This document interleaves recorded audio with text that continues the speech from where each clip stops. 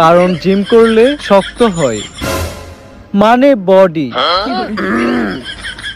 তোমরাই হইলো আমার নতুন টিম মেম্বার।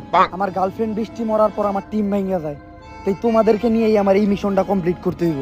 ঠিক। কিন্তু স্যার আপনার গার্লফ্রেন্ড বৃষ্টি মারা গেছিল কিভাবে? ঠাড়া বইরা বৃষ্টির দিনে ছাদের উপর বৃষ্টিতে ভিজা টিকটক করতেছিল, তখনই ঠাস কইরা বৃষ্টির উপর ঠাড়া পরে বৃষ্টি ফটাস করে মরে যায়।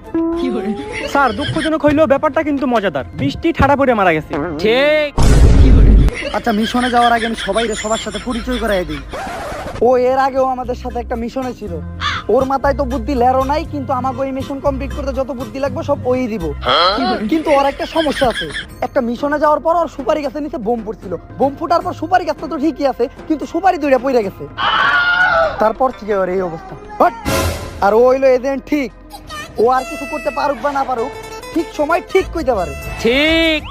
আর ওর একটা স্পেশাল পাওয়ার আছে, ও যে কোনো সিচুয়েশনে চুরি করতে পারে, কেউ টেরও পায় না। কিন্তু চুরি করা কারো স্পেশাল পাওয়ার হয় কেমনে? এই যে 5 বছর কোনো কাম ধান্দা করি নাই, ফইলা ফিরা খাইছি কেমনে। আর আমাগো মিশনের সবচেয়ে ইম্পর্টেন্ট এজেন্ট হলো ও, এজেন্ট শান্তি। ওর নামই খালি শান্তি, ও কইরা বেড়ায় খালি অশান্তি। কিন্তু উস্তাদ হ্যারে তো আগে কখনো এজেন্সিতে দেখি নাই। আরে দেখবি কেমনে, ও তো এজেন্সিতে নতুন জয়েন করছে। আর তোমার জানি কি একটা স্বপ্ন আছে, কেন তুমি এই এজেন্সিতে জয়েন করছো ওর একটু কত। আমার জামাইরে আমি কামাই করে খাওয়াবো। আর তুই ওরে চিনলি না?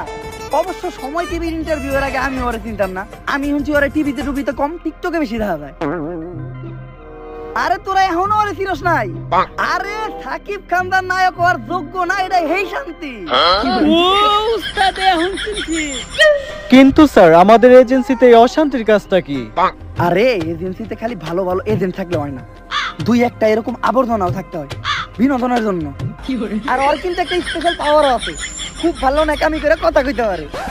শুনো শান্তি, জীবনে দুইটা জিনিস অনেক বেশি ইম্পর্টেন্ট। প্রথমটা হলো নেকামি, দ্বিতীয়টা নেকামি। আর যেহেতু আমাকে এই এজেন্সিটা নিউ, তাই আমাকে এজেন্সির আমি একটা ভালো নাম দিছি, জিএসএ।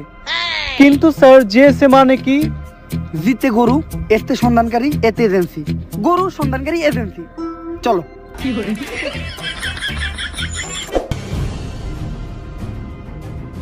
টায়ারের সাপ দেখে বোঝা যাইতেছে যে গাড়িটা এই রাস্তা দিয়ে গেছে। এক্সপিরিয়েন্স থেকে কইতাছি গাড়িটার সামনে কোথাও আছে।